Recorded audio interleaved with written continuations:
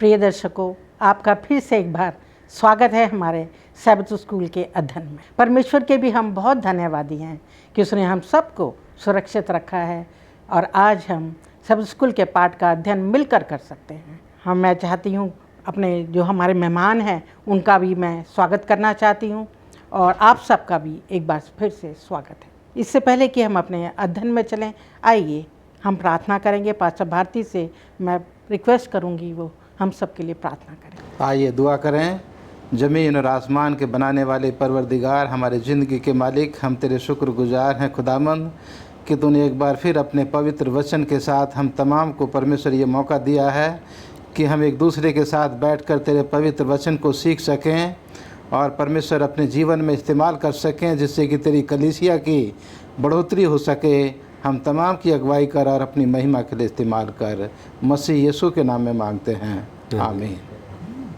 दर्शकों, आज हमारा सब स्कूल के पाठ का 10वां पाठ है। ये हमारे तीसरे माह का अध्ययन है और जिसका शीर्षक सम्मिलित होने का एक उत्साहित तरीका।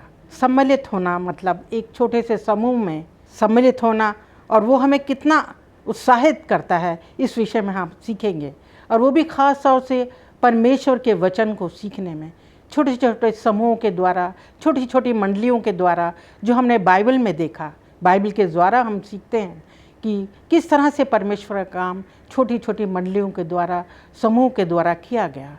आज हम उसी के बारे में और अध्ययन करेंगे। सबसे पहले हम देखें परमेश्वर का उदाहरण। पिता, पुत्र और पवित्र आत्मा ने मिलकर एक महान कार्य को अंजाम दिया। हम इतनी सुंदर सृष्टि को देखते हैं कि उन्होंने संसार की रचना की और फिर आज भी जो वह है कार्य कर रहा है लोगों के उद्धार के लिए, जिससे सब पूरी दुनिया, पूरे जगत का उद्धार हो सके।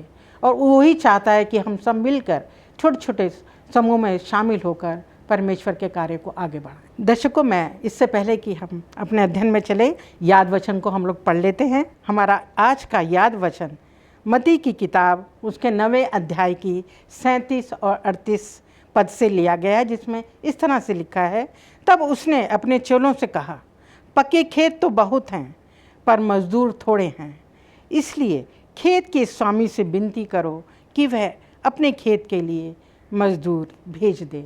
इस वचन के पढ़े और सुने जाने पर परमेश्वर आशीष दे। दर्शकों, हम आज सीखेंगे कि किस तरह से कलीसियाएं शुरू हुई।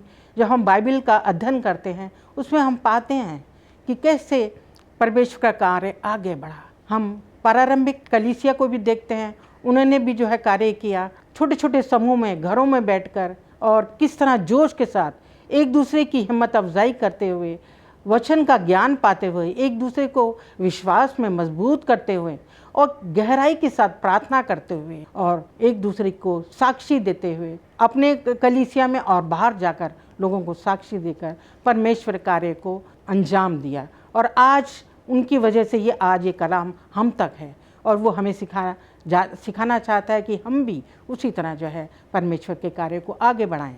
आइए हम और इस विषय में जानेंगे कि किस तरह से उनका कार्य आगे बढ़ा, उससे हम और सीखते हैं। हमारा जो आज का रविवार का शीर्षक है वो इस तरह से है, छोटे समूह परमेश्वर की योजना प्रथम।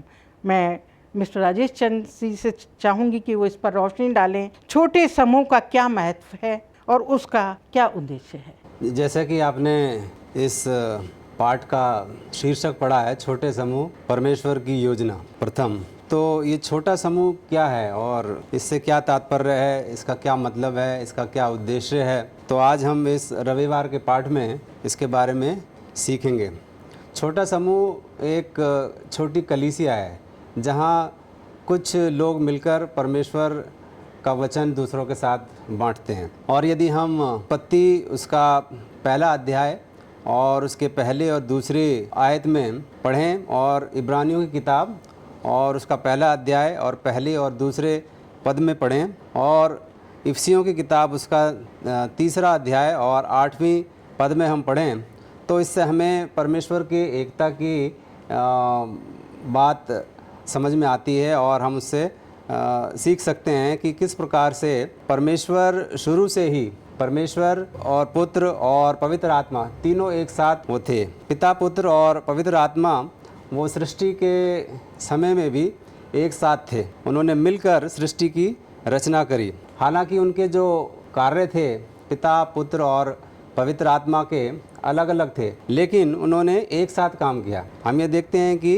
पिता, पुत्र और पवित्र आत्मा ने मिलकर एक साथ सृष्टि की रचना करी। और पिता जो था वो महान सृष्टिकर्ता है और उसने यीशु के माध्यम से अपनी योजनाओं को पवित्र आत्मा की शक्ति के साथ निर्माण कार्य जो सृष्टि का था उसको अंजाम दिया। ऐसा अलौकिक कार्य हमारी समझ से परे है, हम नहीं समझ सकते हैं। लेकिन रोमियो की किताब उसका पहला अध्याय और 18 से 20 पद में यहाँ पर लिखा है कि ये एक वास्तविकता है जिसे परमेश्वर ने बनाया है। सृष्टि की रचना परमेश्वर ने करी है। और हमें ये भी जानना चाहिए कि छोटे समूह सर्वप्रथम परमेश्वर के विचार थे। सबसे पहले परमेश्वर का विचार यही था कि छोटा समूह एक साथ मिलकर काम करे। जैसा कि हम देखते हैं सर्वप्रथम पिता, पुत्र और पवित्र आत्मा ने एक छोटे समूह के रूप में रचना करी और इसके मानव जाति के सृष्टि में और फिर पतन जो हुआ मानव जाति का और उसके बाद उद्धार की जो योजना बनी उसमें तीनों पिता, पुत्र और पवित्र आत्मा वो एक साथ थे।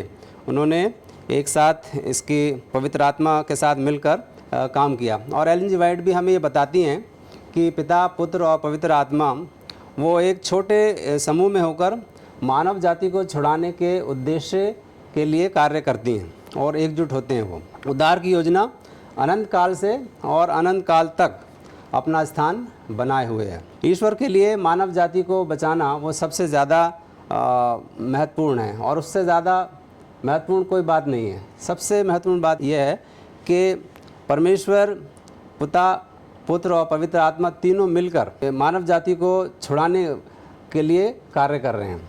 और छोटे समूह के उद्देश्य को हम समझ सकते हैं, लेकिन सबसे महान उद्देश्य यही है कि परमेश्वर अपने लोगों को बचाएगा। सबसे महत्वपूर्ण कार्य यही है। और छोटे समूह में काम करने में ना केवल हमको खुद को बल्कि दूसरों को भी मदद मिलती है। हमें तो मदद मिलती है लेकिन दूसरों को भी मदद मिलती है। हालांकि जैसे कि हम मानव हैं तो हमें ये समझना मुश्किल है, लेकिन हम अगर विश्वास करते हैं तो हम इस चीज़ को समझ सकते हैं कि पिता, पुत्र और पवित्र आत्मा तीनों मिलकर एक साथ कार्य करते हैं। चंद साहब, जैसे अभी आपने बताया, मैं इसमें बताना चाहता हूँ, जैसे हम उत्पत्ति की किताब उसका पहला अध्याय और पहली आयत को पढ़ते हैं तो वहाँ लिखा है कि आदि में परमेश्वर ने आकाश पृथ्वी की सृष्टि की। तो हम तमाम मसीह लोग ये जानते हैं कि पुराना नियम जो है वो हिब्रू भाषा में लिखा गया है और इस पहली लाइन में ही परमेश्वर के लिए हिब्रू का शब्द एलोहीम जो है उसको इस्तेमाल किया गया है, जिसका मतलब बहुवचन होता है। तो यहाँ ये दिखाता है कि परमेश्वर जो है वो बहुवचन है, पिता, पुत्र और पवित्र आत्मा। वो अकेला नहीं है बल्कि वो एक छोटा समूह है और उनका एक ही उद्देश्य है और उस एक ही उद्देश्य को वो सामने रख करके परमेश्वर जो है आगे बढ़ता है।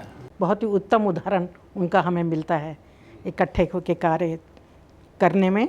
आइए हम सोमवार के अध्ययन में चलते हैं जिसका विषय है पवित्र शास्त्र में छोटे समूह। और मैं जानना चाहूँगी पास्टर भारती से कि पुराने नियम में मूसा को अपने ससुर जित्रो की बात मानकर उसको क्या फ़ायदा हुआ? जैसे आपने बताया अभी, ये सवाल जो है मेरे सामने रखा, मूसा का जो ससुर था उसका नाम यत्रो था और ये मिद्यान देश का रहने वाला था। और अगर हम इसके पीछे की तरफ जाएं तो तब हम इसको बेहतर तरीके से समझ पाएंगे कि मूसा जब मिस्र देश में रहता था और वहाँ उसने देखा कि एक मिस्री जो है एक इब्री को वो मार रहा है, उसकी पिटाई कर रहा है, तो वो बीच में आया और बीच बचाव करते हुए मिस्री जो था उसकी मौत हो गई और मूसा ने उसको रेत में दबा करके और वो जो है वहाँ पर रहने लगा। दूसरे दिन फिर दो जो इब्री थे वो आपस में लड़ रहे थे और फिर उनके बीच में आकर के उसने जो है बीच बचाव किया और एक इब्री ने कहा कि जिस तरह से तूने जो है कल उस मिस्री को मार दिया है, हमें भी मारना चाहता है। तो इससे मूसा जो है डर जाता है और वहाँ से वो मिद्यान देश में भाग जाता है। और जब वो वहाँ पर जाता है तो उसको वो एक कुएं पे जा कर के बैठ जाता है और कुएं पे जो है उस देश की मिद्यान देश के जो याजक थे उनकी 7 बेटियां जो हैं वो इस कुएं पर पानी भरने के लिए आती हैं और वहाँ दूसरे लोग आ जाते हैं, उनके साथ लड़ाई झगड़ा करने लगते हैं। लेकिन मूसा जो है उन लड़कियों की मदद करता है पानी भरने में, और वो जल्दी से पानी लेकर के वो अपने घर चली जाती हैं। उनका पिता जो है यित्रो उनसे कहता है कि आज बहुत जल्दी आ गई, क्या बात है।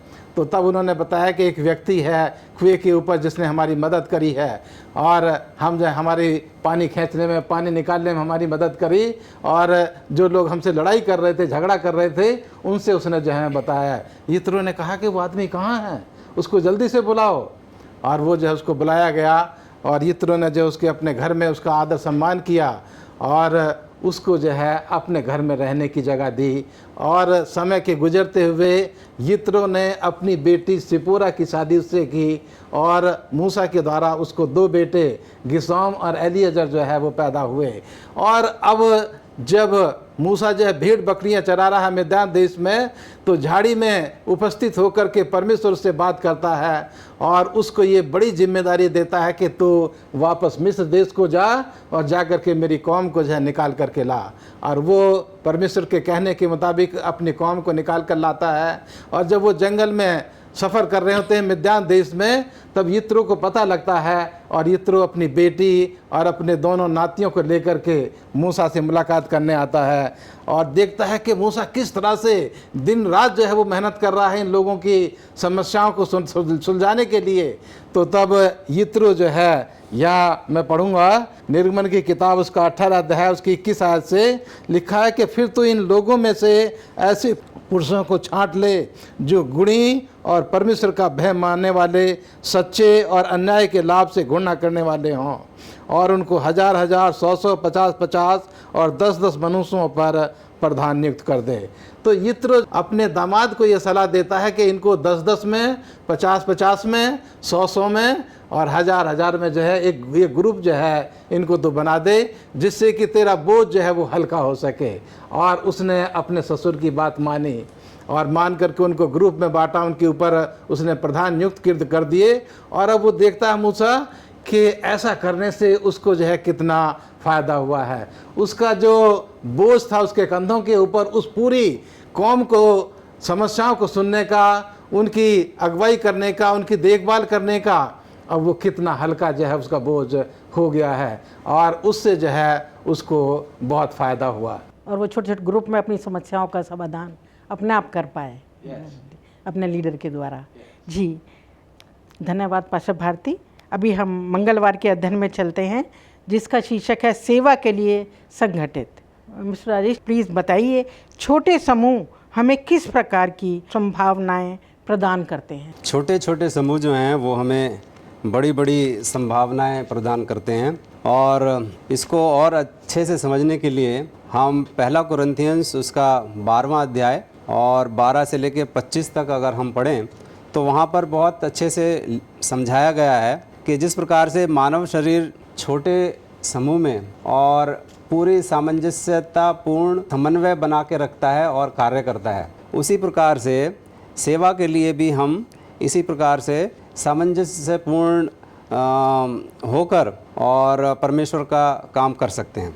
जैसा कि हम जानते हैं पौलुस के जीवन को, पौलुस न केवल चर्च के जीवन में आध्यात्मिक उपहारों को प्रकट करता है, उसके महत्व को प्रकट करता है, बल्कि वो एक मॉडल भी सुझाता है। जो पौलुस जो है वो एक हमें मॉडल सुझाता है कि किस प्रकार से हम परमेश्वर का कार्य कर सकते हैं और उन्हें कैसे व्यवस्थित किया जा सकता है। वे मसीह के शरीर के संदर्भ में आध्यात्मिक उपहारों पर चर्चा करता है और ये बताता है कि वो कैसे काम करता है। अगर हम अपने मानव शरीर को ही देखें, मानव शरीर रचना एक बहुत ही पूर्ण रचना है जो परमेश्वर ने करी है, और शरीर रचना विज्ञान और शरीर विज्ञान पढ़ने से हमें ये पता चलता है कि शरीर के जो विभिन्न अंग हैं वो एक सामंजस्यपूर्ण या एक साथ मिलकर वो कार्य करते हैं। यदि हम अपने शरीर को देखें तो हृदय जो है वो खाली हृदय अकेले काम नहीं करता है,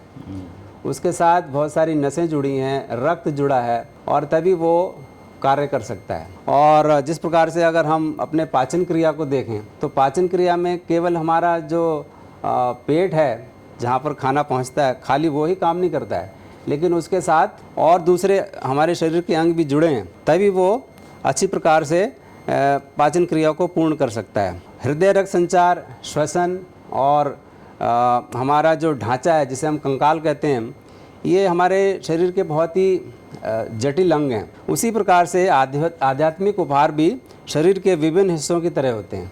जो आध्यात्मिक उपहार परमेश्वर ने हमें दिए हैं, जो हमें तोड़े दिए हैं या जो हमें टैलेंट दिए हैं, वो भी उसी प्रकार काम करते हैं जिस प्रकार से हमारा शरीर कार्य करता है। सिस्टम या समूह में होने पर सबसे अच्छा काम करते हैं। यदि हमारे शरीर का एक अंग काम नहीं कर रहा है तो उससे दूसरे अंग जो हैं वो भी प्रभावित होते हैं। तो इस प्रकार से परमेश्वर ने जो हमें तोड़े दिए हैं, जो हमें टैलेंट दिए हैं या हमें आध्यात्मिक उपहार दिए हैं, उनको भी हमें एक छोटे समूह के रूप में मिलकर उनको इस्तेमाल करना चाहिए, तभी वो अच्छे से काम कर सकते हैं। प्रत्येक शारीरिक कार्य एक व्यवस्थित प्रणाली के द्वारा कार्य करता है। जब हम अकेले कार्य करते हैं तो हमारे लिए निराश होना बहुत ही आसान होता है, बहुत जल्दी हम निराश हो सकते हैं। लेकिन जब हम दूसरों के साथ मिलकर, जो समान हित वाले लोग, समान हित वाले लोग और समान लक्ष्यों वाले लोग, उनके साथ मिलकर हम जब कार्य करते हैं, तब हमारे जो प्रयास होते हैं परमेश्वर का काम करने के लिए, वो बहुत ही फोकस्ड होते हैं, बहुत ही केंद्रित होते हैं। और अकेले हम उस काम को अच्छे से नहीं कर पाएंगे, लेकिन जब समूह के रूप में काम करते हैं तो बहुत अच्छे से कर सकते हैं। जिस प्रकार से एक उदाहरण मैं यहाँ देना चाहता हूँ कि हम व्यायाम करते हैं, कसरत करते हैं या एक्सरसाइज करते हैं। यदि हम अकेले एक्सरसाइज करते हैं तो हम ज़्यादा व्यायाम या ज़्यादा एक्सरसाइज नहीं कर पाते हैं, लेकिन जब हम दूसरों के साथ मिलकर, समूह के साथ मिलकर हम व्यायाम करते हैं तो हम अच्छी तरीके से और ज़्यादा व्यायाम कर सकते हैं, क्योंकि फिर हमारे जो एक्सरसाइज करने के जो प्रयास हैं वो बहुत ही फोकस्ड होते हैं, क्योंकि हम दूसरों को देखते हैं तो हमारे प्रयास जो हैं वो बहुत ही केंद्रित हो जाते हैं। इसी प्रकार से छोटे समूह को सेवकाई करने, आध्यात्मिक उपहारों को विकसित करने, संगति का अनुभव करने और अपने आध्यात्मिक उपहारों का उपयोग करने के लिए ईश्वर द्वारा ये अभिषेक किया गया है। परमेश्वर ने इसको अभिषेक किया है, ये छोटे समूह को परमेश्वर ने अभिषेक किया है। इसलिए हमें छोटे समूह में मिलकर ईश्वर का कार्य जो करना चाहिए।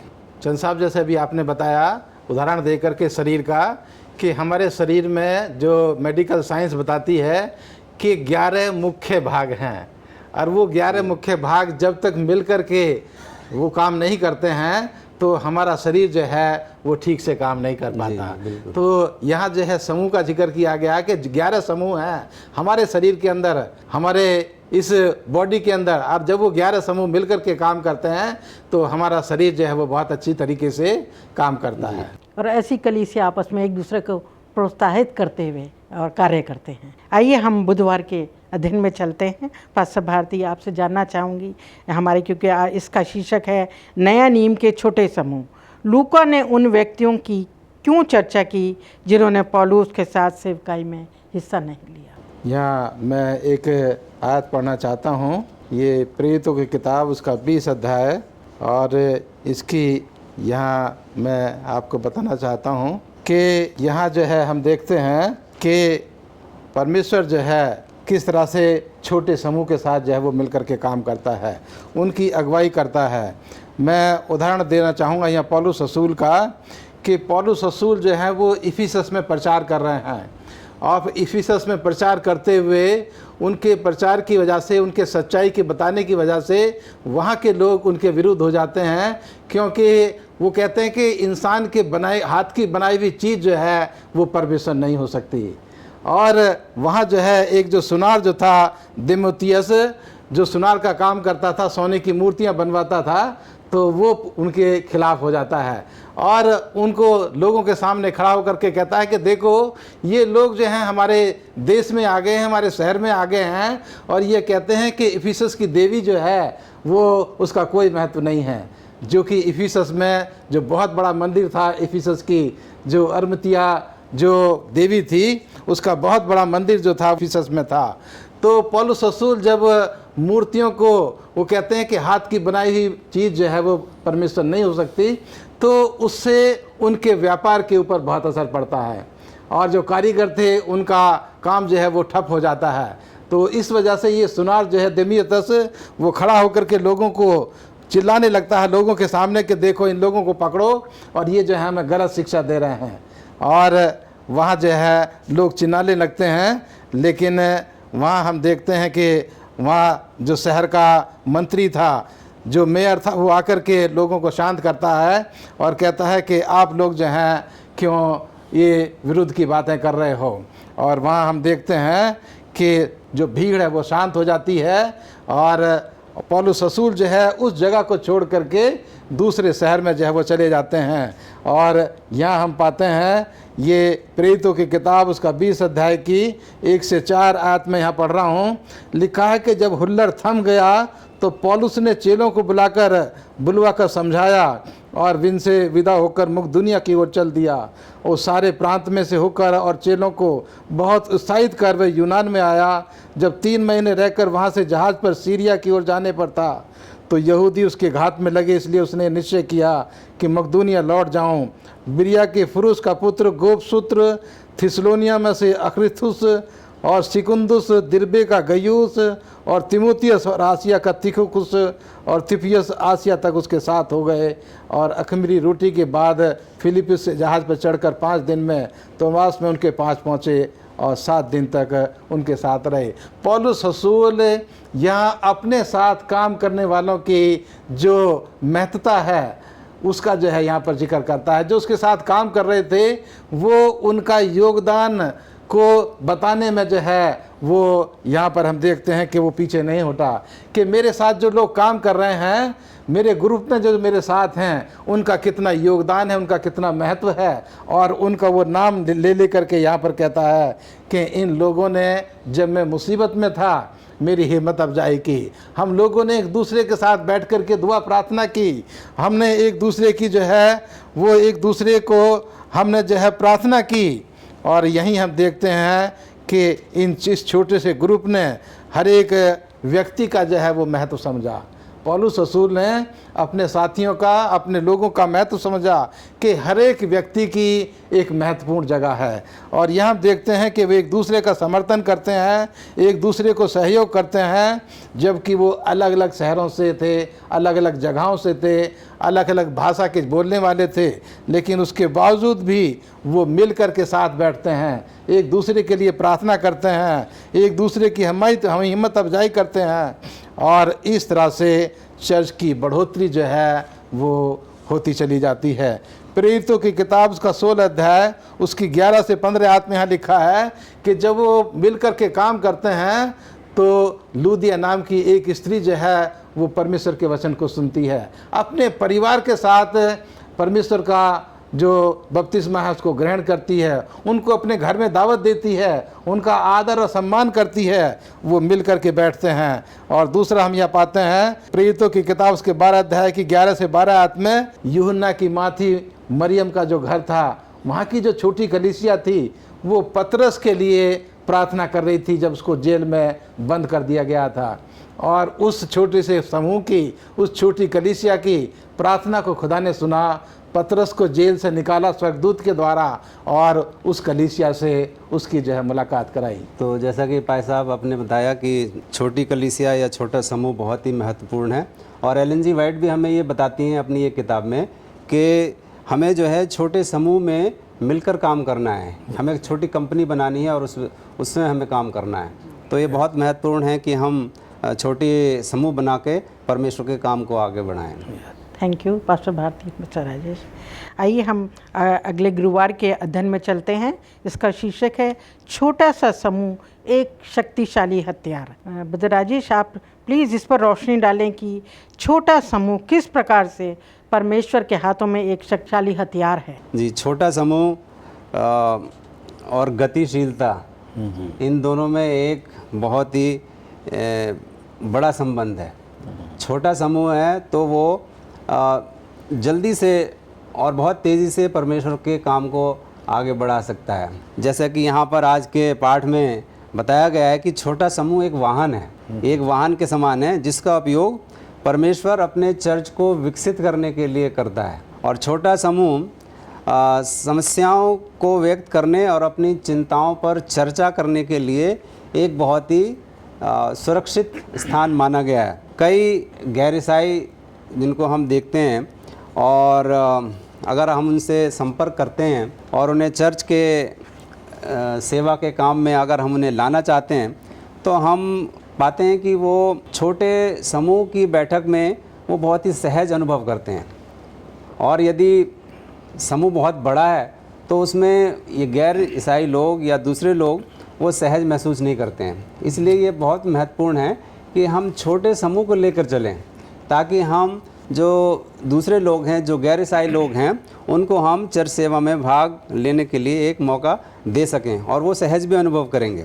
और यदि हम देखें जो प्रारंभिक मसीही थे, जो शुरू के मसीही जो शुरू में थे, प्रारंभिक मसीही दूसरों के लिए हस्तक्षेप करने, अपनी चिंताओं के बारे में प्रार्थना करने, संगति में साझा करने, सेवा के लिए तैयार होने, झूठे शिक्षकों के खिलाफ एक दूसरे की रक्षा करने और दूसरों के साथ मिलने में वो एक साथ मिलते थे जो प्रारंभिक मसीह थे। तो कहने का मतलब यह है कि छोटे समूह से बहुत ज़्यादा फ़र्क पड़ता है। सेवा में अपने उपहारों को एकजुट करने के लिए वाले लोग जो हैं वो पवित्र आत्मा की शक्ति को ध्यान में रखते हुए प्रभु के हाथ में एक बहुत ही शक्तिशाली हथियार हैं। सुसमाचार की प्रगति के लिए चेलों ने केवल हल्की संभावनाएं देखी, परंतु यीशु मसीह ने महान अवसर देखे। छोटे समूह मसीह की प्रार्थना का जवाब हैं और तेज़ी से मसीह की फसल के लिए मज़दूरों की संख्या में वृद्धि करते हैं। तो छोटे छोटे समूह जो हैं वो मिलकर जब कार्य करते हैं तो परमेश्वर के लिए एक बड़ा काम हो जाता है और बहुत तेज़ी से होता है। छोटे समूह यीशु के निमित्त लोगों का नेतृत्व करने के लिए हमेशा मौजूद हैं। और यहाँ पे एक बहुत अच्छा प्रश्न पूछा गया है, क्या परमेश्वर आपको अपने घर में एक छोटा समूह शुरू करने के लिए बुला रहा है? और यदि आप ऐसा सोच रहे हैं तो आप अपने जीवन के सबसे उत्तम आध्यात्मिक रूप से पुरस्कृत समय के कगार पर हो सकते हैं। तो हम यहाँ देखते हैं कि छोटा समूह जो है वो बहुत ही एक शक्तिशाली हथियार है परमेश्वर के काम के लिए।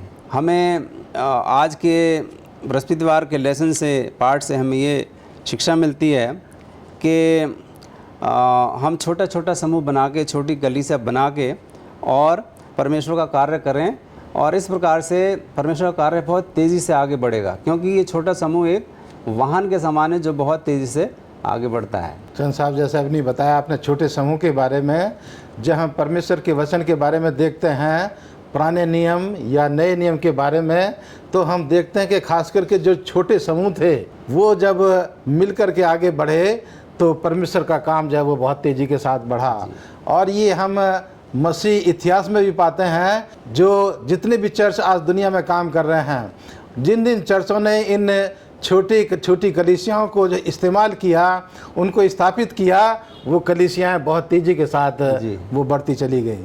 और हम पाते हैं बाइबल में कि ये छोटी कलीसियाओं में से जो ये सदस्य जिन्होंने सीखा, फिर वो आगे गए, उन्होंने उसको अपने तक नहीं रखा। उस जो कुछ भी उन्होंने अध्ययन किया, सीखा परमेश्वर के वचन से, उसको उन्होंने आगे बढ़ाया। क्योंकि कम्युनिटी में जाना, बाहर के लोगों को और सिखाना, फिर उनके द्वारा और सिखाना, इसी तरीके से परमेश्वर का कार्य आगे बढ़ता है। आइए हम शुक्रवार के अध्ययन में चलते हैं, जिसका शीर्षक मैं बताना चाहूँगी और चाहूँगी कि पास्टर भारती इसका हमें मतलब समझाएं।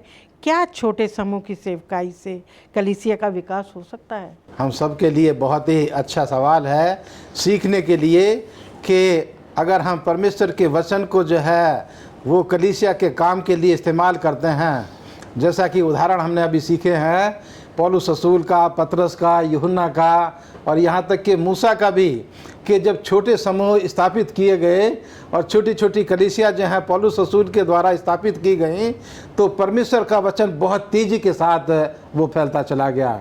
तो ये हर चीज़ में जो हम कह सकते हैं कि ये पूरी तरह से संभव है कि जब छोटी छोटी कलीसियाँ स्थापित की जाती हैं तो परमेश्वर का काम, परमेश्वर की कलीसिया का काम वो बहुत तेज़ी के साथ जो है वो बढ़ता है। लेकिन इन छोटे समूहों में जो है ये खासियत होना बहुत ज़रूरी है, तभी हमारे ये छोटे समूह जो हैं वो कामयाब हो सकते हैं, हमारी कलीसिया जो है वो बढ़ सकती है। यहाँ मैंने जो है नोट करके लिखा है कि ये छोटे समूह जो हैं वो एक दूसरे को जो है वो प्यार करें। ये छोटे समूह जो हैं वो एक दूसरे के साथ यूनिटी में, एकता में बढ़ें। ये छोटे समूह जो हैं वो एक दूसरे को सुख और दुख में उनका साथ दें और उनकी हिम्मत अफजाई करें। उनको जो है यहाँ लिखा है कि वो एक दूसरे की अच्छाई के लिए काम करें, एक दूसरे को इंस्पायर करें, प्रेरित करें और एक दूसरे के वरदानों का जो है हम कदर करें कि हर एक मेंबर जो है वो परमेश्वर की तरफ से दिए हुए वरदानों का इस्तेमाल कर रहा है, तो हमें एक दूसरे का आदर और सम्मान करना है। उनके जो दिए हुए वरदान हैं उनकी जो है कदर करनी है और हमें एक दूसरे की गलतियों को जो है माफ़ करना है, एक दूसरे के पापों को जो है हमें माफ़ करना है। और तब ये छोटा समूह जो है जिसको मसीह ने अपनी कलीसिया की तरक्की के लिए स्थापित किया है, तभी ये समूह जो हैं अपने मकसद में, अपने उद्देश्य में ये कामयाब होंगे। जब तक कि ये चीज़ें उनके बीच में नहीं होंगी, जैसे कि हम जो प्रारंभिक कलीसिया है कि वो प्रारंभिक कलीसिया मिलकर के बैठती थी, एक दूसरे की परवाह करती थी, एक दूसरे का आदर सम्मान करती थी, एक दूसरे के साथ मिलकर के परमेश्वर का वचन सीखते थे, एक दूसरे को सिखाते थे, तो तब वो कलीसिया हम देखते हैं कि पौलुस रसूल के टाइम में वो कलीसिया कितनी तेज़ी के साथ वो बढ़ते चली गई। और आज भी इस ज़माने के लिए, इस युग के लिए, इस समय के लिए ये ज़रूरी है हर एक कलीसिया के लिए कि हर एक कलीसिया जो है वो अपने अपने बीच में से छोटे छोटे समूह जो है वो स्थापित करें, बनाएं और उनको जो है सिखाएं और सिखा करके इन चीज़ों को जो है एक दूसरे के साथ सहन करने की, वो एक दूसरे के साथ इनको उठाने की हम उनको शिक्षा दे करके लोगों के बीच में जो है वो जाने के लिए प्रेरित करें। तो तब परमेश्वर की कलीसिया वो बहुत तेज़ी के साथ बढ़ती चली जाएगी और परमेश्वर का वचन एक जगह से दूसरी जगह जो है वो फैलता चला जाएगा। लोग जो हैं इन छोटे समूहों के द्वारा अपने परिवार को, अपने लोगों को, अपने दोस्तों को इन छोटे समूहों में वो जो है निमंत्रण दे सकेंगे, क्योंकि नया व्यक्ति जो है वो कलीसिया में जो बड़े बड़े चर्च हैं वहाँ जाना उसके लिए थोड़ा मुश्किल लगता है, लेकिन घर की जो छोटी कलीसिया है वहाँ उसके लिए आसान होता है। तो वो लोग अपनी छोटी कलीसियाओं में उनको निमंत्रण दे सकेंगे, लोग वहाँ पर आ सकेंगे और इस तरह से मिल कर के परमेश्वर की कलीसिया जो है वो आगे बढ़ती चली जाएगी। लोग ज़्यादा से ज़्यादा प्रभु यीशु मसीह को अपना मुक्तिदाता ग्रहण करते चले जाएंगे। जी पैसा, जैसे आपने बताया कि दूसरे लोगों के लिए बहुत आसान होता है कि वो छोटे समूह में शामिल हो सकें। यस। और बड़े समूह में या बड़े चर्च में जाना उनको थोड़ा हिचकिचाहट लगती है, वो जाना वहाँ पसंद नहीं करते, थोड़ा उनको कॉम्प्लेक्स भी हो जाता है इसके वजह से। तो इसलिए ये ज़रूरी है कि छोटी छोटी कलीसियाएँ स्थापित करी जाएँ और तब हम दूसरे लोगों को वहाँ पर बुला के परमेश्वर का वचन उनके साथ साझा कर सकते हैं और अपने आध्यात्मिक उपहारों का हम अच्छे से इस्तेमाल कर सकते हैं। थैंक यू पास्टर भारती और मिस्टर राजेश, मैं आपका भी धन्यवाद देती हूँ। और मैं आपको अजीज़ों बताना चाहती हूँ कि जिस तरीके से आज हमने सीखा कि किस तरह से परमेश्वर का कार्य छोटी छोटी कलीसियाओं के द्वारा आगे बढ़ता चला गया है और आज पूरी दुनिया में परमेश्वर का कार्य आज भी बहुत उन्नति कर रहा है, बहुत प्रगति की तरफ है। और हम लोगों को एक बात को नहीं भूलना है अपनी कलीसियाओं में कि जो परमेश्वर का सबसे बड़ा प्रयोजन है कि खोयों को ढूंढना, ये हमारा अपने कलीसियाओं में उनको ढूंढना है, जो हमारे खो गए हैं उनको अपनी कलीसियाओं में लाएं ताकि उनका भी उद्धार हो। यही हमारा जो है मेन उद्देश्य होना चाहिए। आइए हम आज के अध्ययन को यहीं ख़त्म करेंगे। मैं चाहती हूँ परमेश्वर आप सबको आशीष दे।